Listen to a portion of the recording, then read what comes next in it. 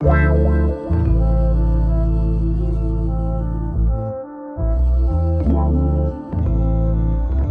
right, everyone, and welcome to another episode of the Living Better podcast. This is an exciting one for us. We've been looking forward to it. So today we are with Dr. Chawla. She is the founder of Mindfulness at Centrepointe.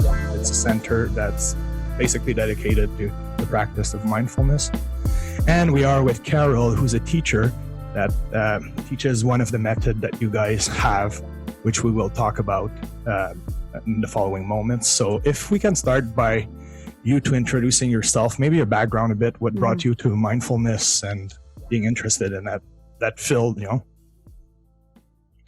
Yeah, so I can go first. Yeah, go first. So no problem. My name is Raman Chawla, and I'm internal medicine specialist at Queensway Carleton Hospital for the last 13 years. And I'm also, as you said, the founder of Mindfulness at Centrepointe. Yeah. So I'd say the reason I got into mindfulness was through my mother. Wow. About 5 years ago, my mother was diagnosed with ALS. And she was in the best of her health, and she was 64 at the time. And when she was diagnosed, as a doctor, I lost all the hope. I didn't know what I can offer to my mother, knowing there is no treatment for this disease and there's no cure for this disease. And I didn't know what to do. And at the time when I didn't know what to do, my mother, who I thought I was a doctor and she's a patient, she actually became my doctor, and she asked me at the time, what's up? So just because I have ALS and just because you don't have any treatment for me, does that mean my life is done? So I want you to stop here right now and become my daughter, and I will teach you how to live life. And this is 2015. Okay. And I actually, when I remember this clear conversation with my mother at the time when she said this to me, it still brings me goosebumps. Yeah. And I decided to listen to see what she has to tell me. And she was homemaker all her life, looked after us. And I asked her, I said, what is hope for you? Because I don't have hope to offer to you. Mm-hmm. Yeah. And she said, hope is mindfulness. Hope is meditation. Hope is yoga. Oh. Hope is everything that you don't have at this point. And I would like you to find that for yourself. And then so I said, okay, I would like to know. And then let's live this journey. Mm-hmm. And as a doctor, I knew that when she was diagnosed with ALS, that I only have about a year with her. And I need to cope. I need to know. I was just running and losing myself. And I just said to her, okay, show me. And I decided at the time, and I'm so glad about it, that I took time off from work. And we decided to just take on this journey. And, I would say that, so we started going to the temple, we started practicing mindfulness, we started doing yoga. And within weeks, ALS didn't scare us. Actually, more so, it didn't scare me than her. Because I was the one who was losing everything. And it just changed my perspective that, wow, there is another way that we can live through this suffering. Mm-hmm. And just because I myself witnessed it and I myself practiced it. So for me, I saw the benefits of it. And I continued this. So I, off and on, I would go back to work, but then I wanted to, knowing that I didn't have much time with my mother, I wanted to learn more. So I was very fortunate that I had a year with her. Okay. So we continued to practice this. I even took her back to India as we originally are from India, because she expressed her hope that she wants to see her home, Yes. And I took her back, and we were there for a few weeks and then brought her back on time. She was still independent till her last day. She passed away in 2017, March 15, 2017. Wow. She was at home with me, still walking, talking, eating. Just at the end, like last couple of days, she got pneumonia and went into, some distress. And, and then she says, I want to sleep. And I was the one who put her to sleep, and she passed away. I never, as a physician or as a daughter, thought I would actually witnessed this kind of journey. Yeah. That I was able to let go of my mother, and it was a most beautiful journey that I've been through. That was okay. Like when after it was such a fascinating that I still I still think that, wow, did I really go through that? The hardest thing for me after was the grief. She left, and then I had young kids. My kids were 6 and 8 at the time, and I just didn't know what to do after that. The hardest thing for me was how to cope with now grief. What do I do to relive my life again? How do I start? Yeah. And that's the time when I actually started searching and about mindfulness, that what should I do? And I came across a mindfulness-based stress reduction clinic at University of Massachusetts Medical School. John Kabat-Zinn is the father of modern mindfulness. And I had actually heard him years ago on 60 Minutes, and I was very impressed. So at the time I was curious, and a physician in me was said that, oh, this looks like it's an academic center, and they've been actually, it's actually the biggest academic-based research center, mindfulness-based stress reduction clinic. I wanted to know more about it. So I searched, and I came across this 9 weeks MBSR course. Myself and my husband actually took both online course. Wow. And I would say, because at the time I just was lost in grief, and I took the course, and I would say within weeks, I was starting to sleep again, and I was feeling better again. And I was like, there's something in that I need to know more, and I want to do more. Yes. So then I decided to go on a 7-day silent retreat from cold turkey. Never had done that before. And they have there's Omega Institute where all these retreats happen. It's 1 hour from New York. And that's where John Kabat-Zinn and his team does the retreats. And so I went for my first ever retreat. And I would say that I was very fortunate. And guess who I met at the retreat? At the end of the retreat, I come across Carroll. Okay, so that's where you two linked together. That's amazing. Yeah. Wow. So the end of the retreat, when we were beginning to talk again, I was having lunch, I remember, just before we were going to come back to Ottawa. And I happened to come across Carroll, and we found that we were both from Ottawa, and Carroll's already a MBSR qualified teacher who was there for the retreat. We exchanged our numbers, and and we thought we'll be in touch sometime. Yeah. And I came back home, and then thought, okay, let me just get back to my life. But 6 months later, I decided, because it really made such a big difference in my life, that I started actually practicing every day, that I would like to open a center where I can have teachers who can teach this course. And it was just a lightning that hit my head that, my husband's a physician too, and him and I both felt that this has really helped us both getting our lives back, that we should consider opening a center. And then I called Carroll. I said, Carroll, hey, I have a proposal.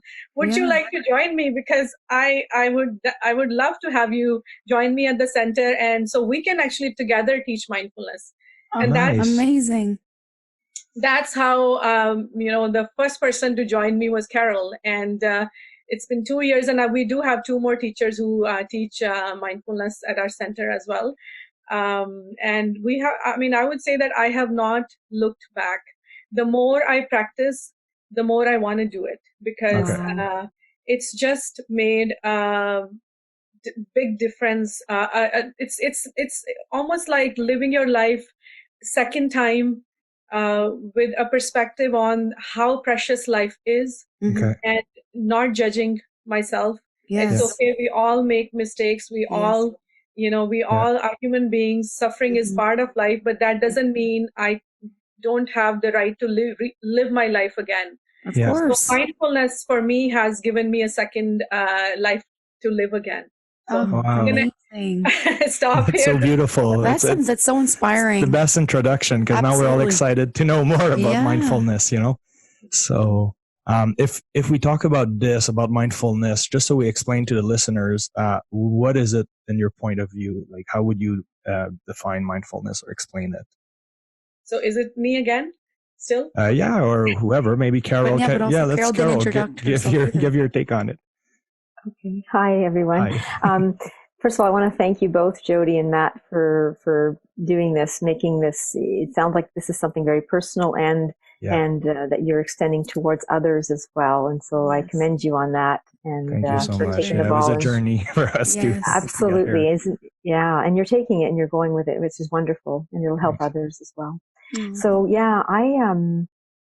my introduction to mindfulness is a bit of a different angle. I came from a spiritual background angle. So I've been a Buddhist meditation practitioner for 22 or so years now, and recognize how that has changed my life. I have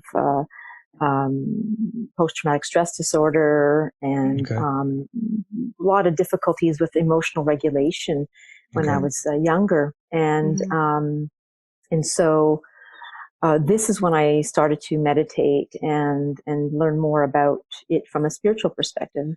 Yeah. As I grew in my practice, I became very curious as to the science behind mindfulness meditation and how it affects the brain. Yeah. Because as we know, when you have post-traumatic stress disorder, your brain is different than what it was pre-trauma. Yes. There's something that changed. Yeah.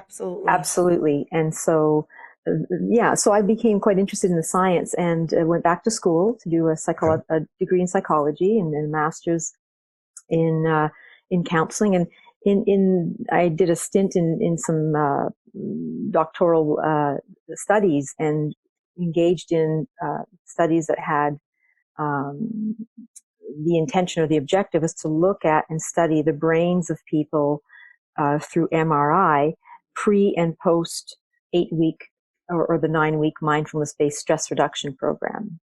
So that's the standardized program of all the mindfulness programs there are. There's tons of mindfulness programs. The one that's most studied and the one that has the most data and objective measures is the mindfulness-based stress reduction, as Raman was saying, from the University of Massachusetts Medical School, based on Jon Kabat-Zinn's model.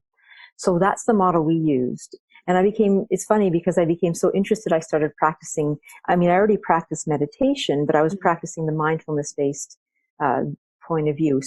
Very similar, but it has a different function than the spiritual avenue.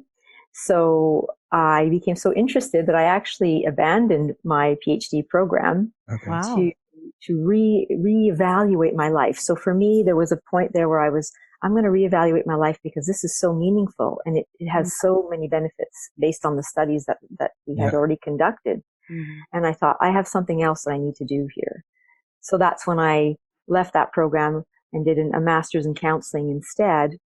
And then became trained in the mindfulness-based stress reduction protocol as per the University of Massachusetts Medical School with the senior teachers there at their facility. Yeah. So that's how I came to it, and I'm a convert. No, but that's awesome. No, it's a beautiful amazing. story, and yes, then you two linked together at that retreat. So were you like a teacher at the retreat? It was kind of like a project of yours to teach regularly, or it was just you went there and you two met? I was there as a participant. I wasn't a teacher at the retreat. Okay. A lot of one of our commitments as teachers is to continue, and that's why it's such an amazing program.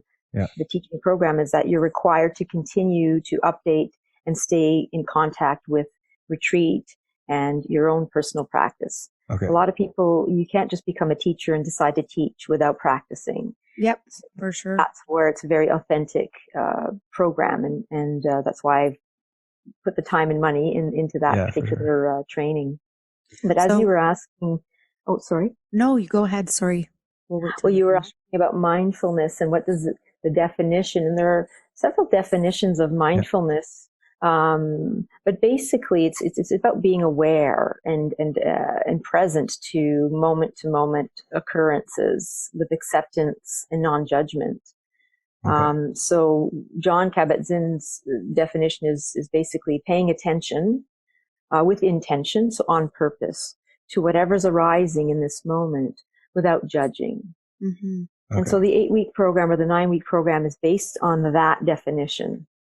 It's a short definition, but the whole program is based on learning to pay attention with intention. So not just being, our attention can sometimes be grabbed by externals like noises and different sort of events that we come into contact with. But here we're trying to exercise our attentional abilities so that we are paying attention with intention to whatever's happening in the moment. And the other piece that's a very important piece that is worth emphasizing is without judgment. Of course. Because we are so hard on ourselves. Yes, we are. Yeah. So that's the training. It's like anything else. We have to put some time into it because we have old habits of mind that have been adaptive at some level in our lives, right? If we have coping mechanisms that are not so adaptive now, they served us at a certain point, when all we had was that sort of way of coping. Now we're learning through mindfulness practice is to recognize our current habits without judgment, saying it's okay. It's okay. That's how I coped. And I mean, we're not about shaming ourselves or blaming ourselves. We're about saying, this is, the best I could do with what I have. Mm-hmm. Yeah. And now maybe I can open up to, and the key to opening up to other alternative methods or coping strategies is the non-judgment piece, the piece where you understand yourself and you become friendly with yourself regardless of your judgment of how you behave or how things are unfolding. So that's a huge piece. Yeah. That's amazing. And also with the exercises that you do, when you talk about non-judgment and, is this something in a group, do you share your personal journey with others? So then it also teaches you to not judge other people as well? Or is this something that's mostly within you that you practice mindfulness and you keep, I suppose, your journey or your personal things to yourself? It's a good question. It's a very good question. Yeah. As a therapist, self-disclosure we use skillfully. Okay. As a teacher, though, I'm with everyone else, and I'm doing this like everyone else. So when I'm a teacher, I am careful because sometimes there's some interlap or overlapping with as a therapist with a teacher. I try to keep those separate, but it doesn't always happen. But no, when I'm teaching, I'm very real. Most people know my struggles, at least in the past, what brought me here. Yeah. It gives it some sort of authentication as well. Well, that's it. Of course. Yeah. Yeah. I think it's very important as us as humans to know that we're not alone and other people have struggled the same as we have, and I think that also it builds some sort of personal connection, that's my take on it. Right. Yeah. If we dig more into the science, because you were talking about the brain, the brain on PTSD, it changes and what mindfulness can do. So, in today's day and age, a lot of people reach out for pills and stuff. And it's great that we're talking today about an other alternative method to dealing with traumatic events or anything that might be going on in people's life, So from you guys' expertise, what does it do on a scientific level? I'll say when I started taking on the mindfulness courses as a physician, I was very curious to see what research has been done academically. First of all, I applied on myself that does it really work, and then can I prescribe this or to my patients? So I have to walk my talk. So of course, I had on, and when I started researching this, and there are a number of studies being done at University of Massachusetts Medical School, and actually a number of other institutes as well, where one of the neuroscientists at Harvard, Sarah Lazar, I came across that she had, it was a very interesting story. I came across that she was doing her PhD at the time, and she had injury to her knee, and someone prescribed her yoga. And she was skeptical in the beginning, and she didn't believe in it, but then she decided that she's going to just do it. And within weeks, again, having practiced yoga, she felt a significant relief, and that made her change her PhD thesis into actually somewhat related to mindfulness. And what she did then is she did a research, she did a study on MBSR protocol. What she did was that she randomized patients, people into two groups. One group, she did the 8 or 9 weeks MBSR course, and the other group did not. And what they did, that they put them through the MRI scanner. Oh, And wow. what they noticed is that actually there was changes in their brain. No Wow. way. Especially in the gray matter of the brain after the 8 weeks MBSR course. It's amazing to see, and that the changes were in terms of where our control towards attention is. Like Carol said, mindfulness is really being aware. It's a mental factor or a mental tool where we become more attentive towards what's happening in our everyday life. Okay. And having seen that study, and myself, I had at the time done the course, and I could see that, yeah, actually, in fact, the reason I must say here now is that right after my mother passed away, my son, who was 8 at the time, one day I was cleaning dishes, and he came to me and he asked me something, and I heard him and I didn't hear him. I heard him. And then he didn't go back, and he said, "Can I just ask you something else?" And I said, "Okay, yeah." And he goes, "Why is it that, Mommy, when I ask you something, you are here, but you're not here?" Wow. So I'm he like, noticed. "What? Are you my grandfather?" So, and then he goes, "You know, I sometimes feel that when I ask you something, I just want you to hear me and not just give me answers. And you just always keep giving me like answers. Sometimes I just want you to hear me." And it struck me again that, oh my God, I'm really not present. So, and now after having practiced it for, I've been a mindfulness practitioner for almost 3 years now, and I have a daily practice. I teach now 30 minutes mindfulness, more so in practical mindfulness, how one can become mindful in everyday life, especially with knowing it's okay to make mistakes. Yeah. So, of course. So when I started taking this research was very helpful. And then, John Kabat-Zinn actually did a research on actually patients who had skin disease. I'm not sure if you've heard about psoriasis. It's a skin disease that has, form scaling. So what they did was that the treatment for one of the treatments of this disease is light treatment. So when they put, they put some patients in. When they put them through the light treatment, they asked them to meditate for 3 minutes or a few minutes while they were getting the light treatment. Okay. And there was one set where they didn't just went through the light treatment, and they didn't have to do meditation. Actually, they noticed that the patients who meditated while they were getting light treatment, their skin problem resolved way quicker. Wow, that's crazy. It was just the way, and the way it was, that there's changes in the immune system. It has been proven that mindfulness practices do have a benefit, in our immune system, endocrinology system, mental health, physical health overall. And I myself say that now that I have, and I absolutely love practicing mindfulness, and I have a daily discipline practice, that it does help. So, and I continue to keep myself up to date with the research that's going on, because recently the MBSR group, they joined Brown University, and there's a lot of research that is now being done in terms of mindfulness at Brown University. And I recently finished a course on mindful listening and mindful speaking. Wow. Because learning never ends, it goes on. I still have to learn. My kids tell me these days that I need to continue to improve on my tone, so I don't sound angry all the time. So life's become very interesting again, that because there are so many things that we can do non-medically. Yeah, exactly. Have a great impact on our life. And if I am well, how I say is that if I am well, it actually has a positive effect on my family, and it has a positive effect on the people I surround. Yes. I still practice at the hospital. In fact, I was working this morning, and it's a pandemic setting. And somebody a few weeks ago asked me that, how's mindfulness center going? How's mindfulness going? And I'm like, it's going 24/7. Wow. Yeah, for sure.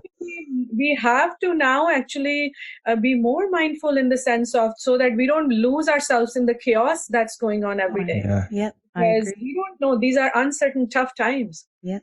Yeah, And no, Of and course. if we just stress. try to run and go, oh my God, I'm just going to lose myself. So Absolutely.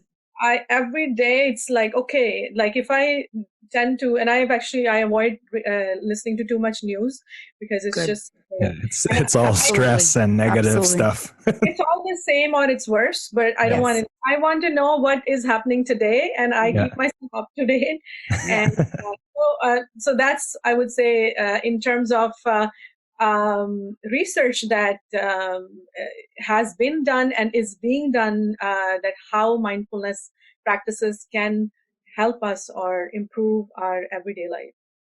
Okay. And would you say that your number one client, is it people that went through traumatic events? Is people with anxiety, people that are stressed?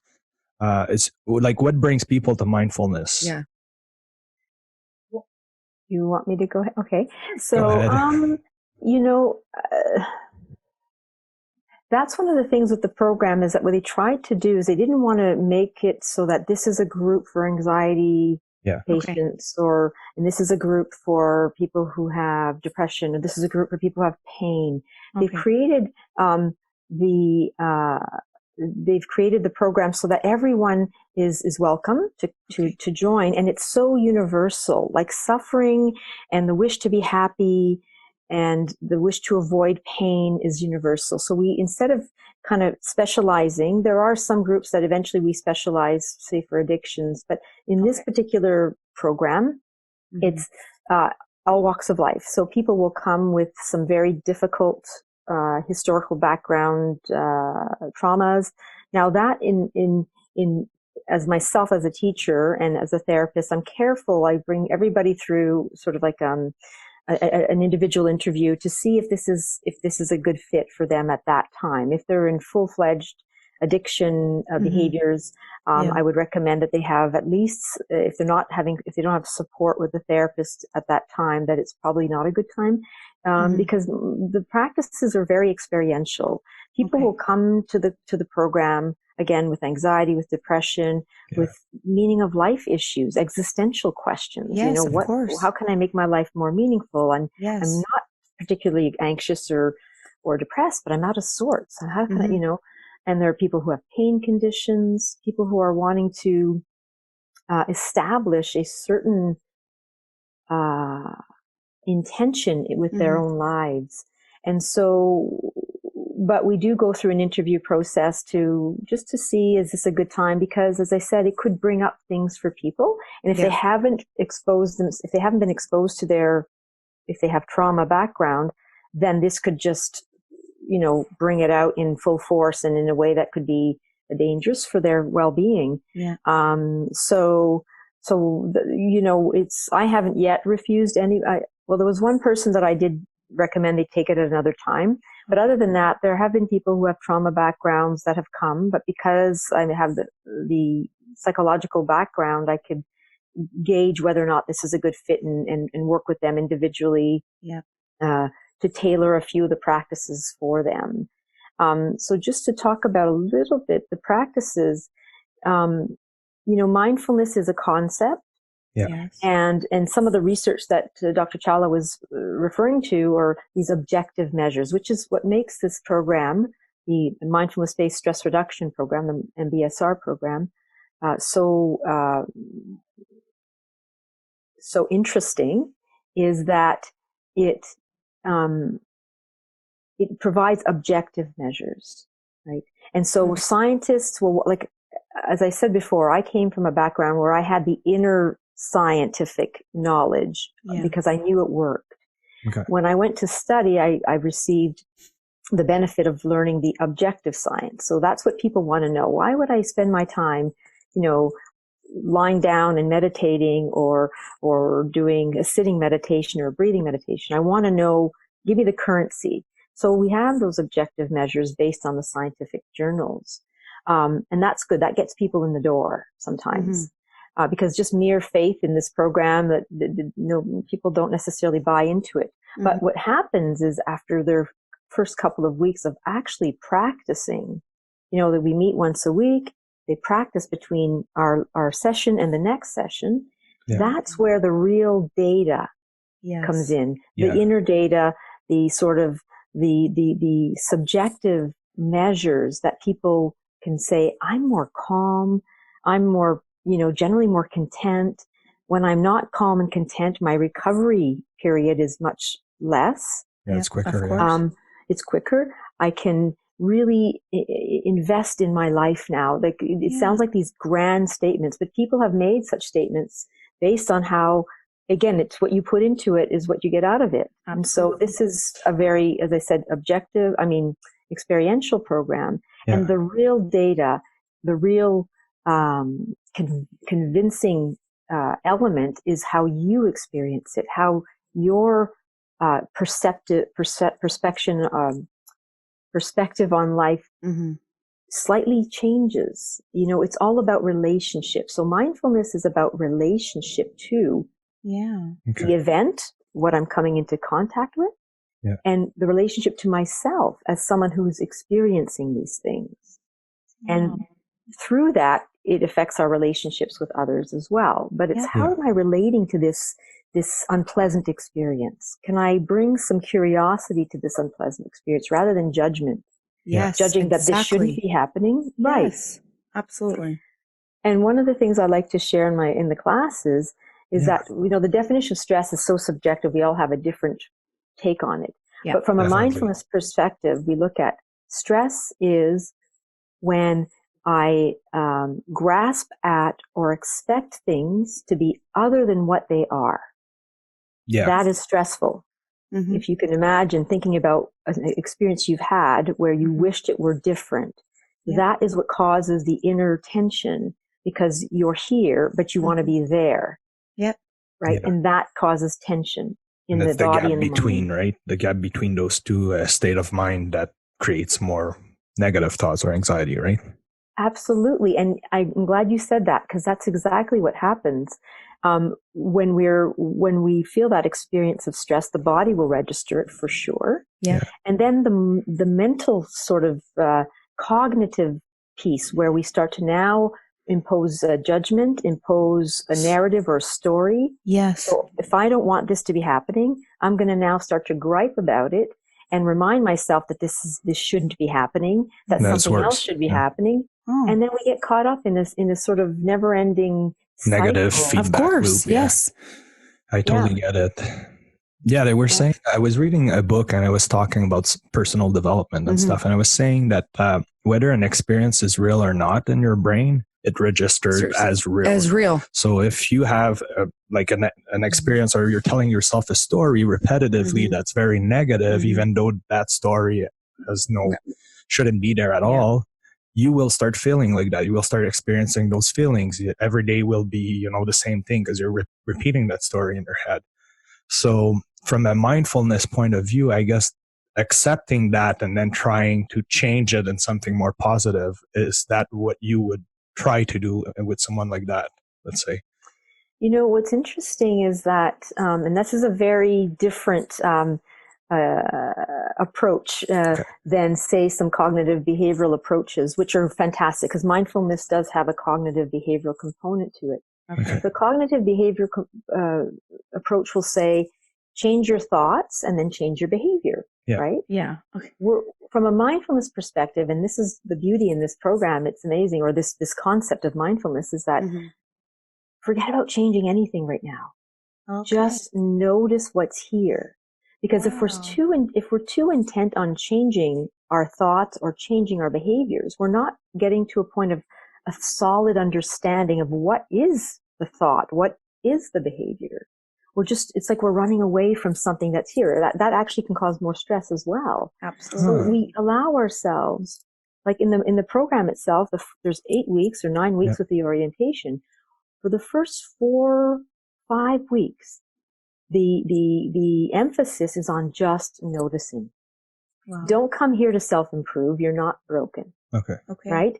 There's a term like the subtle aggression of self-improvement. When we are intent on self-improvement, we're not accepting what's here right now, who we are right now.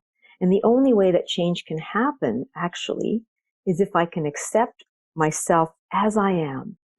then I create space because I'm not judging myself and shaming myself. Because as soon as I judge and shame myself, my primitive brain, the part of the brain that goes into the fight, flight, freeze mode is activated, and no change can occur at that point. That's the amygdala, right? The one in the center? That little part in the middle, right? Exactly. That's the emotional part of the brain that's being activated, and there's no change that can happen under those circumstances. So what we're saying, don't intend on changing anything. Okay. Right now, intend on connecting and relating to yourself in a kind and compassionate manner, and being open and curious to how you receive whatever comes your way in life. And just being kind of an objective, curious, that's interesting, rather than getting caught up in it and then going through that cycle where we lose our ability to actually implement change. So it's about noticing first and accepting, acknowledging that this is here, not wanting it to be different in this moment, because it's here to offer you some wisdom if I open up to it and not layer these levels of judgment that this shouldn't be. Yeah. So it's quite a different approach. I mean, it's different in the sense of saying, don't try to change behavior. Be curious about what is here. Be curious and open to exploring. That moment that I've reacted, for instance, I've had a reaction. Yes. I can always look back retrospectively and say, wow, that was interesting. What happened there? Where did I feel it in the body? Because we're very much body centered in the beginning. Yeah. And then allowing the body to inform you, oh, right, I was feeling agitated. I can feel, and then I went into reaction mode and started, responding harshly to somebody, or even more often to ourselves. You see, that's the thing. We are so hard on ourselves. Yeah, we are. Everybody is. Everybody. But just because we're all doing it doesn't make it right, No. We're having some sort of sanity in an insane world is sometimes difficult because we're going against the grain. But the best way to be our best selves is to acknowledge what's here right now. Yeah. Right? And not blame or shame ourselves for who and what we've become. Yeah. And so then there's that spaciousness for growth, right? Exactly. Yeah. For growth, exactly. It's a great word. It's a great word. So that might be a question more for Dr. Chawla. What would you say has created more stress and anxiety in today's day and age? It seems like a lot of people are experiencing more stress. They have less time to sleep. They're more anxious. People are prescribed pills to an insane amount of level that was never there in the past. So what would you say has made those changes happen so that the society is like that today? Just based on your opinion. I think it's over-information, us not knowing when to stop, not acknowledging and respecting ourselves and giving ourselves, I would say, self-care, that I need to, I'm tired. I need some time to just spend with myself. And I not knowing when, I would say social media, as much as it's great, not knowing the limits where we need to stop it or take breaks time to time. One of the biggest factors, I would say, in causing the stress. Of course, there are really the factors. Pandemic is real, that is beyond our control. Yeah. Yes, exactly. It's a threat to the whole mankind. But is there a way we can still make life sane for us day to day? That is not happening, is because if I'm not looking after myself, like I said before as well, if I don't take time to allow or take that space or time to rest, even if it is few minutes a day, that I just sit and do nothing. I find when I tell someone saying, I just sit sometimes and I just sit and do nothing, and they seem to look at me like I'm crazy. How do you have time to sit and do nothing? But that's the problem, right? People don't take that time. They don't, And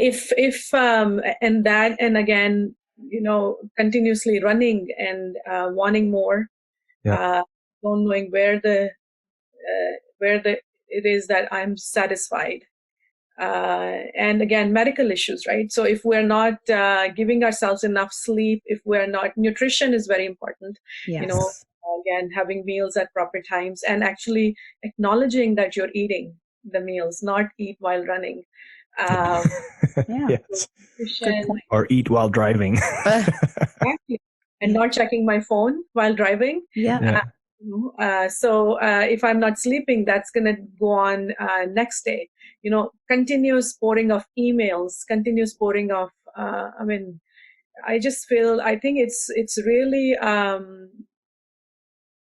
over consumption of stuff that we have these days, that is one of the biggest factors in stress. And then comes the medical issues. If I'm not sleeping well, if I'm not eating well, then you end up being hypertensive, diabetic, end up in medications. But, I say that prevention is the biggest cure. That if we allow, and our body has a lot of wisdom. When I always now see that I used to, I see my children now and I see that they're actually my mindful teachers. Wow. Because they know when they are tired and when they need to sit. They know when they are exhausted, they need to sleep. Mm-hmm. So why am I not doing that? Just because I'm so busy, I just feel, if I tell myself, what Carol has said, right? The habitual patterns. Mm-hmm. If I just keep telling myself, my life is so busy, I don't have time to breathe. Although John Kabat-Zinn says you're breathing all the time. I'm glad. Yes, it's true. It's true. Everyone has.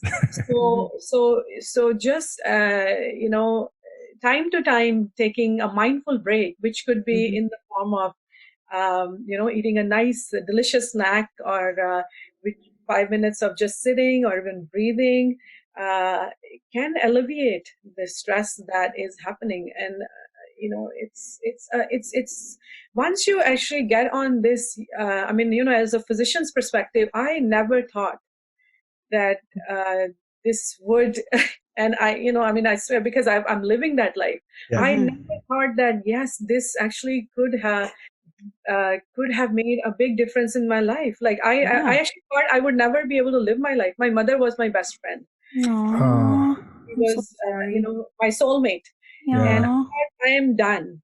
But, I now feel that what she has offered me is what she taught me. Yeah. Yes. Is a blessing. Of course. All she did was to slow me down. And she actually taught me that, look, it's all here. Wow. Life is happening right now. Yes. And you're saying, this is not, how do you say that? Who are you, God? Like that you're telling me that I have yeah. And I couldn't believe that this lady who's a homemaker, that she knew that much. So, so that's my take on that. It's possible in everyday life that we can be respectful to ourselves. Mm-hmm. Self-care is the biggest, that if you can allow and be kind to yourself. This is what mindfulness has taught me, is that I have stopped. I'm still trying. You're a student all life, you learn. Yes. So what I don't do is that if I make a mistake, or if I do something, I'm going to use the word shitty, because shit is my favorite word these days. Yeah. That I tell myself, I just say it's okay. Yeah. Okay, I did. Okay, let me just take a break. Let me just take deep breaths. Okay, I'm going to do better next time. Yes, exactly. That's all we can do, right? And, and I'm very fortunate, that I have such a great friend now, Carroll. And you two look like you have a good bond. And yeah, absolutely. And we are now offering mindfulness sessions on our Facebook page. Amazing. And I've done a few, actually. I just did on a few minutes segment, a tribute to my mother on Mother's Day. Nice. Thank you that life is actually, life can be lived well if we just take time. To pause. Yeah. stop. Mm-hmm. Of course. Do you recommend also this practice to younger people? So in the future, like this should even be in schools, I feel. Yeah, they should teach that in schools. Is this something that you guys have ever thought about to promoting it in schools for young children? Because like the generation people are so busy right now on Instagram, social media. It's all about, your personal image and just a lot of pressure I find for younger kids. Is this something that you guys have ever thought about doing? Because they started teaching yoga. Do you recommend that? Like, should younger people be doing this practice as well of mindfulness? So I can begin, and then we can. Yes, expand absolutely. I think the younger we begin, the brain is always forming from in vitro till. It's the neuroplasticity studies show that the brain is always able to change. Although when you're younger, that's when it can change much more quickly. And so when you can see the kids going through the adolescent phase, this would be such an amazing resource for them to be able to learn to regulate their own emotions, noticing when their body gets agitated into an anxiety, either an anxiety attack or feeling frustrated or angry, and then just being able to pause and using the breath, because the breath is the most amazing physiological and element that can allow you to regulate your emotions. So when you're a child or an adolescent going through the brain that's kind of going crazy, and that's not their fault, because that's what the brain is doing. It's kind of pruning it, the different neural connections. So when you're able to use your own sort of resources to calm your nervous system down so that you can regulate your own emotions, then this is an amazing tool that kids can cultivate. Yeah. And, in terms of schools, there are some schools that have invited people, and in fact, the teachers are the ones that could be in the best position to help the students, because they have that connection with them. True. Yeah. So oftentimes teachers will take a program and take back to the school some of those techniques. But it just depends on, I think the school board is very careful around, bringing in different interventions or different types of techniques for children, because there aren't that many studies that show the effectiveness of mindfulness on children's brains and behavior. But there's no reason why it wouldn't be. They just have to kind of get more of those studies going. But there's a lot of red tape, especially when it involves children. So that's it. But we can assume that definitely that they are. It is an important tool. And Dr. Chawla can talk about. We do have a teacher at our center that teaches. Mindful Teens program. We have Sonia Roth, who's a MBSR certified program for Mindful Teens, and she has done a few sessions, and we've had good success with that. And at the same time, like my kids, my son is in grade 6 and my daughter's in grade 4, and their teachers are aware. When we actually opened the center, I invited all the teachers from their schools, especially their classes, to attend a few sessions we offered as a gift, and they did attend. And so it's actually true. I find this is something that takes its course. We're so passionate about it, and I feel it's something that when you teach and the person benefits from that, they talk to other people. So it's like a word of mouth. And of course, advertisement helps, and certainly as well as we do mindful parenting too. Wow, perfect. Does teach mindful parenting sessions. Like these are 2-hour sessions that she has done a few of them. And even I'm watching for my son going towards high school. So I've already told my son, you'll be in the Mindful Teens program from the day one you enter. Yay, so that's great. Yeah, that's awesome. Of course. So I have to start at home. Like I cannot tell anybody, okay, you should do it until and unless my family is, mindful. And oftentimes we do become mindless, but then we learn again, we restructure back again. And the biggest thing that I find is it's that we have to learn before we teach children. Yeah. So like Carol said, teachers through teachers and we have been actually approached a few times by schools, and sometimes they it's just their way of knowing who we are, and this is our second year now that we opened last year, and so we're happy with how this center is going, and we also offer actually customized workshops as well, that if you want to come to center, or we'll come to you. So there are different types of programs that we are offering, and I think again, if you ask me, I would love to make the whole city of Ottawa mindful. Of course. Yeah. It's a great place to start. It's for everybody, but again, it's something that you have to come with curiosity, that that you want to with a sense of curiosity that I should try this, and it may or may not be for you. Okay. And it doesn't have to be mindfulness. It could be something else, like some people like running, some people like yoga, or so it's whatever you that you works for you. Just do it every day. I think that's an important point for people, to try to have different tools to manage and cope with the day-to-day stress. But I think it's important that you're saying taking the time for yourself to relax. We're so always go. We drink a coffee in the morning, drink one in the afternoon. We cut on our sleep. We start over again. We're not even in the present. We're thinking about tomorrow, yesterday, tonight. And we never really enjoy the present moment. And like I was saying, after my dad committed suicide, I was pulled off work, right? So I had all this time to reflect and think about myself. And I decided to do a yoga course. So I became a yoga instructor. And one of the position that I thought was the hardest is actually the easiest position. It's Savasana. It's the last position when you just lie down on the floor. And I was lying down on the floor and I didn't know what to do with myself because I wasn't used to doing nothing. So I was like, I couldn't even last 8 minutes or 10 minutes that I had to do in the routine because I didn't know what to do. And then I realized, wow, I don't know how to relax. I really don't know how to relax and take time to really be in the moment. So it brought me to meditation and ultimately being interested in mindfulness. And I think that's where I want to make the distinction for people between meditation, mindfulness, and mindfulness meditation. What's the difference between all of those? I'll let Carol speak about that. Yeah. So that's a really good question. So yes, you're right. There is meditation and there's mindfulness, and then there's mindful meditation. Yes.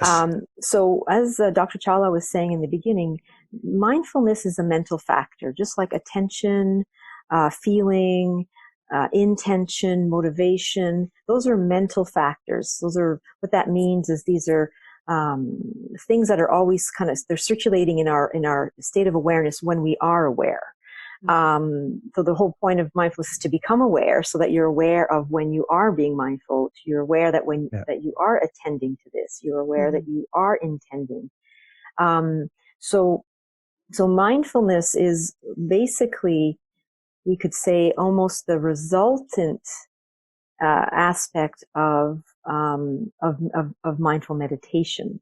So in meditation, we're now there's tons of meditations in different types of traditions. So we're now saying mindfulness meditation is about learning to, as we said earlier, to pay attention to what's happening in this moment, and being curious and aware of when that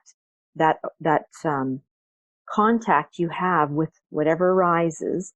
You see it arising, you see it dissipating, and then you're available for the next moment to occur.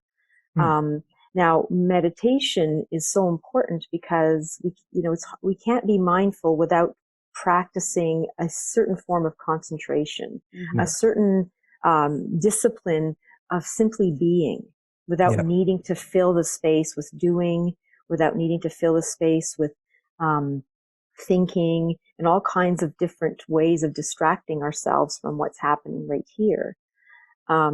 So we need a certain level of concentration, a certain level of ability to redirect our attention to what's here right now, because it's normal that we're going to go off on different tangents. We shouldn't fault ourselves for that. That's what the brain does. That's true. The brain is is actually equipped to Yeah. keep us safe. Back in the earlier days, from an evolutionary perspective, we're always scanning the environment to make sure we're not going to get eaten by an animal, or, in terms of evolutionary speaking. So the brain is primed for what we call the negativity bias. It's always looking for negative or danger or things like that. Now add to that post-traumatic stress disorder. Now you're wired for just being hyper vigilant. You're absolutely right. And the fact that you have that experience, you can actually, and it sounds like you've already done that, you're transforming that experience into something really beneficial, because you can't teach somebody, you can't teach somebody these techniques it's difficult to teach them when you don't have an experience of how you experience stress and feeling overwhelmed and anxious. Of course. So then you use yourself as your model to fine tune. But so from an evolutionary perspective, we are wired to look for danger, for negativity. So through mindfulness practice, what we're doing is we're saying, okay, I need to widen my lens of awareness to include everything, not just the negativity stuff, to include the positive, to include the stuff in the middle. I mean, a lot of the times we're pursuing for these highs. And we're avoiding the negativity or the difficulties or the pain and the suffering. This is part of life. So we need to be able to acknowledge and accept that, so that we can move through those events when they are turbulent. We can ride the waves of turbulence and find ourselves back in a space of what we call equanimity, a space in the middle of the highs and the lows, which most of the time we relegate to the periphery. We don't pay attention to the stuff that isn't highly salient, whether it's pleasant or unpleasant. So here we're saying there's so much in the middle. The smell of the flowers while you're walking on a path, the sound of a bird, the sound of children, the wind on your face as you're walking on a cool day. These are all things that we kind of forgot about. We don't pay attention to, because we don't and running towards the very or checking our phone while we walk. Yes, through distraction. And that's because there's this difficulty that we have with settling in and simply being. And so we need to override those habits through the practice of meditation, so that we gain enough experience of learning to sit with oneself, to rest in stillness. But we're not tuning out. It's not like we're tuning out. We're tuning in to what's happening here inside ourselves and our experience, and to what's happening around us, and integrating that all. So we're not separating ourselves from our environment, or even compartmentalizing aspects of ourselves that we don't like. We're saying, I'm accepting myself as a whole. I bring myself forward into the world, and I'm ready to come into contact and relate to myself and my experiences with a certain level of openness and curiosity, non-judgment, and even to the point where we can start to embrace those parts of ourselves that we wish weren't there, because at some level, it has taken care of us. And when we remove the judgment, we open, as I mentioned earlier, the space for change. It happens much more naturally and easily than trying to force ourselves into, getting better. Like that's already a non-acceptance stance if we say, I'm not good enough, right? Wow. True. So meditation is very important, but we also have the informal practices. So if we spend 10 minutes a day just being with ourselves and sitting and watching the breath, that's a formal practice. It doesn't matter how long it is, as long as we're stopping and pausing and checking in. What's the status of my inner world right now? What am I experiencing? How is my body registering this right now? And then just moving on. We're not looking to analyze it we don't want to, it's not about analyzing and getting overly caught up in it, because then we're going to get involved in the story of the brain circulating in the same old story. Spin again. Exactly. So it's just about keeping a bit of distance and watching it as sort of an observer. But then, as Dr. Chawla was saying, we have the rest of our lives to practice. Yeah. And that's where the informal practices are so important. So when you're eating a meal, are you eating the meal just to, sort of mindlessly, or are you tasting it? Are you savoring it? Are you really smelling it, or, smelling it? Yeah. Yeah. Amazing. And so everything we do, I mean, one of the things that we do that I recommend is taking the things you're already doing. So mindfulness doesn't take time. It's using the time you have meaningfully. Yeah, no, it's true. So, yeah, good point. If you're going to have a shower, why not be aware of the smell of the soap, of the warmth, of the water, of the water and the steam, and how your body is responding to that. Or so what you're doing is you're directing your attention. You're taking your attention from. I love that Dr. Chawla uses this example a lot. But John Kabat-Zinn says when you're having a shower in the morning, half the time you're at your office in a meeting with somebody. Who wants to have a shower with the rest of their coworkers? It's so true. Because you're thinking about that because it's like, I have a meeting at 8. Oh, I got to hurry up. It's so true.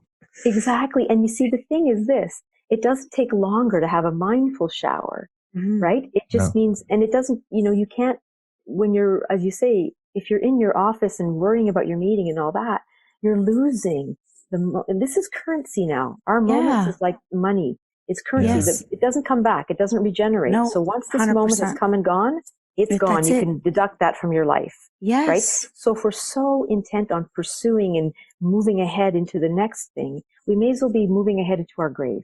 Because that is the ultimate outcome. Yeah. Mm-hmm. So why not take what's happening here and be with it? Then your life becomes so much more rich. And you feel so much more connected to yourself and to your environment and the people in your lives because you're present. It's that simple. Yeah. No, it's fun that you're saying that because, again, I read a lot of books and I love reading books. But anyways, it was saying that if you don't live in the present, you're going to die without having lived at all because you're never even there. You're always somewhere else. So your whole life is not even meaningful because you're never there. Mm-hmm. So I was like, wow, that makes sense. It's true. It makes sense. Yes. But I had a question for you. Maybe it's more on a personal level, but for both of you, what has been the biggest positive outcome of practicing mindfulness? Like what's the biggest change or the biggest either problem that you resolved in your life? If you want to talk about it, that is. I think for me, it's like my children complain less about how mean I am. They give me a lot more hugs. Nice. Not every day, but yes. They're still children, right? So my husband complains way less now. He's like, before. And I would say that I'm not an angry person, but I get very irritated very quickly. Okay. I'll snap out without even knowing and then later regret. Yes. So I feel I said the biggest thing is my own self. Mm-hmm.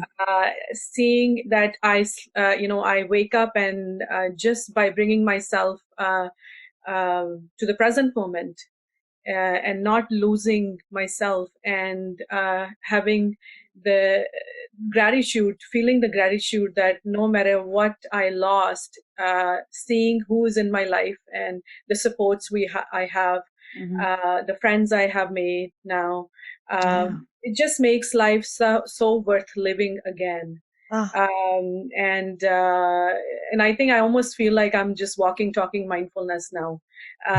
Although I watch who I'm talking to, but it really is. And like Carol said, the mindfulness is all our life, and trying to find. I never thought actually. My favorite thing is to wash dishes. I love washing dishes. And I find for me, that is the time where I just become mindful that I actually look at each plate, each spoon. It's just so awesome, like brooming, just trying. I don't think there's many women that likes to do dishes, people, but that's not awesome. Women, but people. I do. Even when I go to my friend's house, I don't. I'm my bad. I apologize. I'm not a huge fan. I mean, I cook, but I even when I go to my in-laws' home, or I love taking on the dishes part. even my friend's house. I said, just bring me food and I'll do the dishes for you. There you go. Perfect. Things like walking upstairs, climbing stairs. Like I just noticed that how mindless we are. Sometimes I don't even know when I'm at the top step. I don't even know what I came for. I wanted to get something, but by the time I'm at the top step, I have to go down again. So then John Cabot's, each step I take is I breathe. Okay, 1, 2, and I remember, I came for towels. Okay. Yeah. So Okay. day-to-day informal ways of bringing mindfulness into your life is how life becomes interesting again. And and when grief comes, like I miss my mother every day, but I allow it. So mindfulness has taught me, and teaching me that it's okay. It's okay to acknowledge like everything as it comes, to not fight it. That if I feel like crying, I allow myself to have tears come. And even, my children know, I'm very open to them about it, that it's very, very important to learn this now. And so much that we feel, I don't have time. I find that when you integrate mindfulness into your life, I make better decisions. I am more aware what is very important, what is my priority, what is it that I need to do in the moment that I am in. And I'm a physician, and I treat patients and I go to hospital, and it's an overwhelming time at this point. And I find that oftentimes when I start, I'm having palpitations that, oh my God, how am I going to get through? And just again, what I do at the time is I sit down and I orient myself. I take few deep breaths, and sometimes I actually do a 10-minute mindfulness meditation to reorient myself. And then I go and I find it makes a big difference in how my day goes then. So it's just those moments. So for me, that's the biggest, how I see. That was your question. I even forget now that what you asked me. Yeah, it was how did it improve your life? Which it seemed like it seems like it changed you in a very positive way for yourself. For my inner level, I would say that from the core of my heart, I think this is the best thing that I have learned, and I will continue to actually share, because it is, instead of, again, I do prescribe pills, but this is something that I prescribe as well, along with now patients, that this is a tool. When I feel there are some who would really benefit, this is proven benefit in anxiety, depression, chronic pain. So absolutely. And they can search on their own. Like, you don't have to certainly just follow one thing or, okay, what I'm telling them. I just say, listen, Google it or find your own find your own way. So, and that's a good advice for the skeptics, to do their own research, not take all our words for it, but, that's a great idea. What about yourself, Carol? Yeah, that's a good question. For me, it's life is, we can't avoid the suffering. We can't avoid the difficulties, the stressors. I mean, in life, they're there. So what this has taught me, or the biggest thing that I really am grateful for, is the idea that I can weather the storm. There's this level of confidence in me that I might not have had 20 years ago, that says I can witness this experience that I'm having, that's very difficult, that's very, tormenting even, or anything in between mild to extreme. I can actually find that source of peace and contentment within the storm. I could sort of find myself resting. I mean, it doesn't happen overnight, right? I mean, I have to be with the experience and then allow it to be as it is. And then I can just rest and come home in a spacious experience that is I'm not talking like spiritual necessarily. I'm talking my body and mind can regulate themselves much more quickly, so that when I am experiencing a stressor and having a difficult physical and physiological response, that I'm confident that I can tap into what's already here inside me. I don't need, I sort of resort to meditation instead of medication. Yes, of course. I switch the C and put a T and allow myself to really be open to what's arising. And the more I do that, the more confident I become at, like, I don't need to get myself armored up for life. I don't have to put on my helmet and my protective gear for life. I can actually be very stable and stable and rooted, even though the storm is coming, and that I can recover much more quicker, and it has improved my relationship with myself. Oh, good. And through that, I feel it has improved my relationship with others, with my environment. So, I think for me, it's this idea that I can be very content no matter what's happening in my life. It doesn't mean I have to like it. We're not saying, mindfulness is not saying you're going to like this, this is going to, this is all going to be bliss. Everything's going to be beautiful. No problem will arise. Yeah, No. Of course not. No, but even within that, we can find the beauty. That's the thing. Yes. Because we end up seeing that we are way more resilient than we give ourselves credit for. Absolutely. That's at the end of the beautiful. day, there's a lesson behind it, right? That teaches us to be a better person from it, regardless if it's, negative all the time, right? Yeah. We learn something from it. Yeah. See, the thing is, it's how do I relate to those experiences? So something negative happens. It's my relationship to that experience that's going to dictate, it's my relationship to that event that's going to dictate my experience. And then whether or not I engage in this story that this was difficult, this was awful, woe is me, I never want to do this again. And we go into avoidant behaviors and so forth. It's like saying, you know what? It's here. And I'm here. I don't have to disappear from this. I don't have to run away from this. I don't have to attack it. I can just witness it. Yeah. Wow. Amazing. So my next question would be, how can people start applying those principles today from home? And how long does it take to start seeing benefits? You want me to go?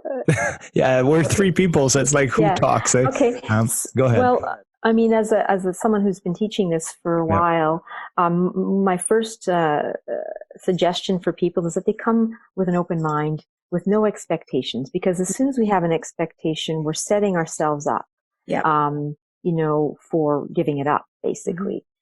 So it's about having an open mind, being willing to invest some time into really not improving, but connecting with our relationship with ourselves, first and foremost. I'm doing this because I deserve this, but I don't need to fix myself. That's the thing. If we come in here with an attitude that we're broken and we need fixing or we need to improve, we're already missing the point.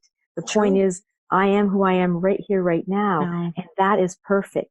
Now, does that mean there's room for change? Of course, there's room for change for all of us.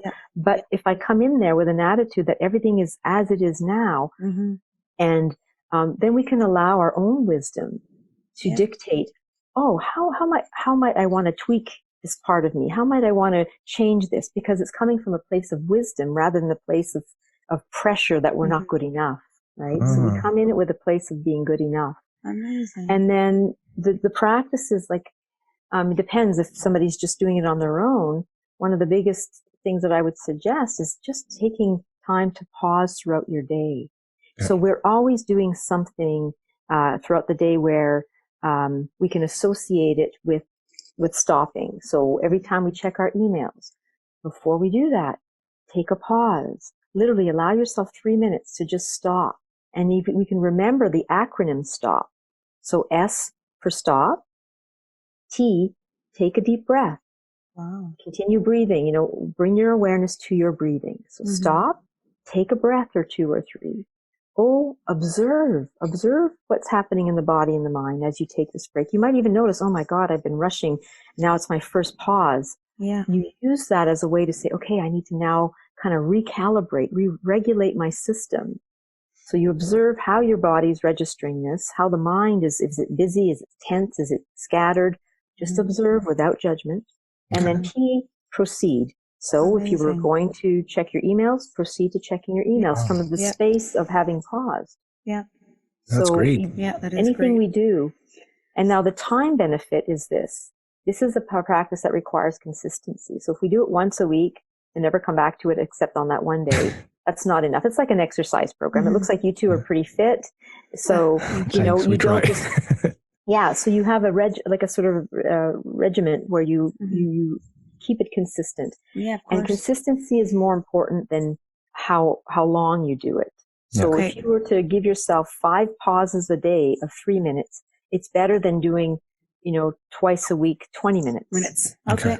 Okay. Perfect. So always, being kind of gentle and kind with yourself, but also firm and intentional. Like, I'm going to, stop. And if you associate it with something you're already doing, like every time I check my emails or every time before I eat, I'm going to stop and pause.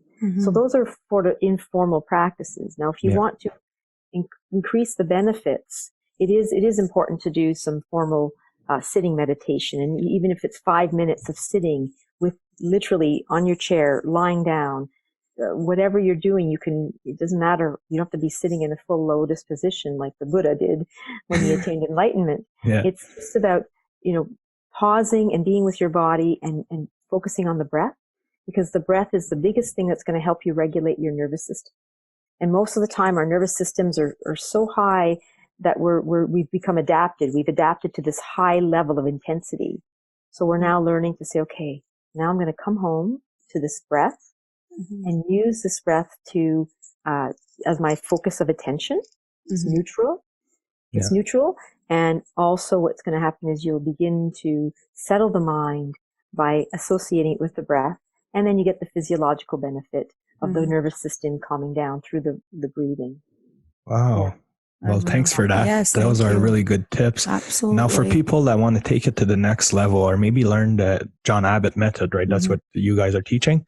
The mindfulness center that you two work at, which is Dr. Chawla's, one of your accomplishments for sure. How do people come in contact with you? Because you're Ottawa based. Obviously, you have a physical location. Do you do a Zoom like this session as well? Sorry. So I mean, we have a website. I guess, I know you found us on Google. So yes, and we'll put in the description of this podcast for you. Mindfulness at Centrepointe.com. And you can, that website has everything, all the teachers' biodatas and the programs that we offer, our email, our phone number. And there is no, you don't need to call and book an appointment. Actually, registration is online. You can pick and choose the programs you like. Right now, we already have Carol's 9 weeks MBSR program beginning in September, either live, we're off quarantine, or we'll offer it online. Then Carol does offer mindfulness and meditation group practices, where she does 1.5 hour every 2 weeks evening, where we all sit down together and we do formal practice as well as some teaching. So that's online. You can, register online and she'll be in touch.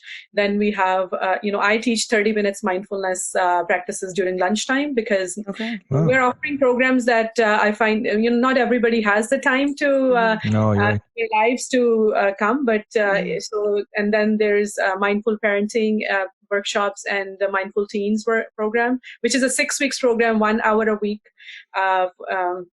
That Sonia Roth teaches, again, online registration.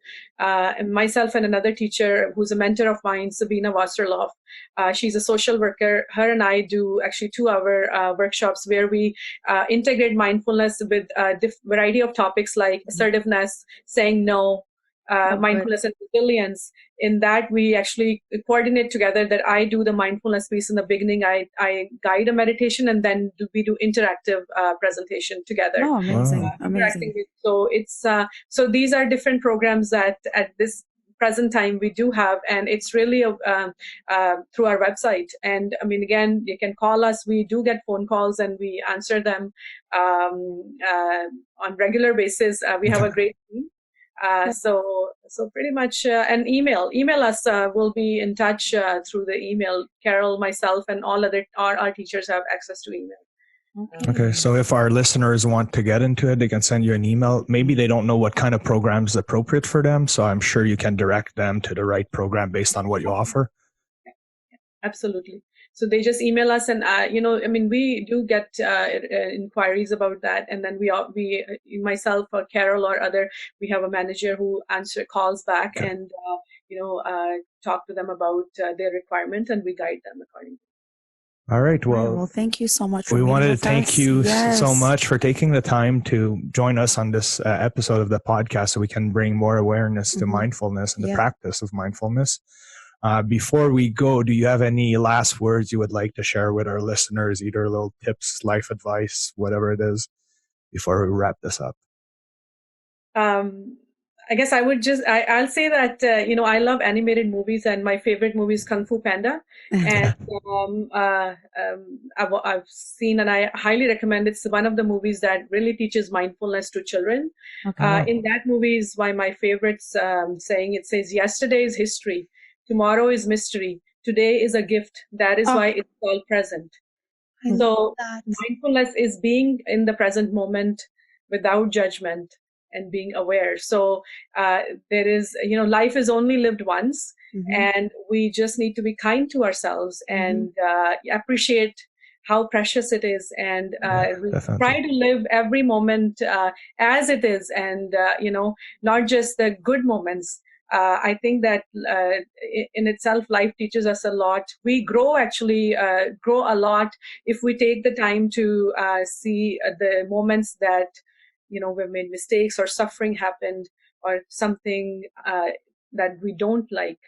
So time to time, I would say moment to moment during the day, please do take frequent pauses, eat well, take 5 minutes to, take your time to eat, sleep well, and live it. Life is only lived once. I agree. Yeah, you're right. What about you, Carol? Last words for our listeners? Right. Well, what comes to mind is one of my favorite quotes from John Kabat-Zinn. If you don't mind, I'll read it to you. For sure. So this is the founder of the Mindfulness-Based Stress Reduction Program from the University of Massachusetts. So one of his quotes is this: "There's no place I have to go and nothing I have to get that can't wait another moment for the sake of being fully present in this one." Wow. Yeah, so that gives me shivers. It's so true.